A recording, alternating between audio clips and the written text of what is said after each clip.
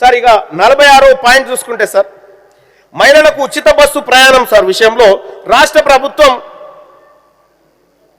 చాలా ఉచిత ప్రయాణాలు చేసిందని ఇవాళ పుత్ర కూడా రాష్ట్ర ప్రభుత్వం చెప్పింది సార్. ఓకే సార్, కాదంటలేం, మంచి కార్యక్రమం చేయాలి. ఈ స్కీమ్ ఎల్లకాలం బతకాలి. మా ఆడబిడ్డలందరూ ఫ్రీగా ఉచిత బస్సులో తిరగాలి.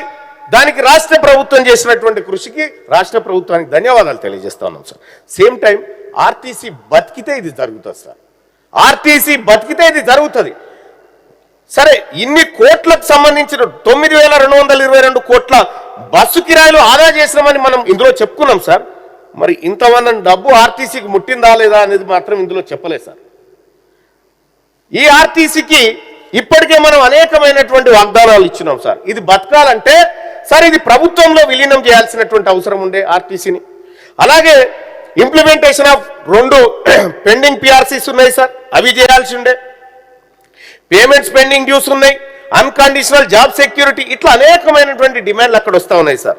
ఇక ఆర్టీసీలో సంఘం లేదు. ఇప్పుడు ఆర్టీసీలో సంఘాలు లేవు, ఏమీ లేవు సార్. వాటిని దిగ్విజయంగా ఖతం చేసింది గత గవర్నమెంట్. ఇప్పుడు ఎంప్లాయీ కస్టమర్స్ ఎవరు చెప్పుకోవాలో చెప్పే పరిస్థితి లేదు, అగమ్య గోచరంగా ఉంది. ఆర్టీసీని తెలంగాణ రాష్ట్ర ప్రభుత్వంలోకి విలీనం చేసుకునేటువంటి ప్రక్రియను చేపడతారా లేదా అనేటువంటి అంశం గవర్నర్ గారి ప్రసంగంలో స్పష్టత లేదు.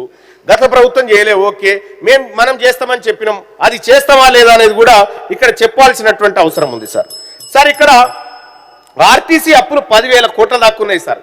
గత ప్రభుత్వమైనా ఈ ప్రభుత్వమైనా ఏ ప్రభుత్వమైనా ఉచితంగా రవాణా పాసులు ఇస్తుంది, వాటి సబ్సిడీలు చెల్లించదు వాటికి.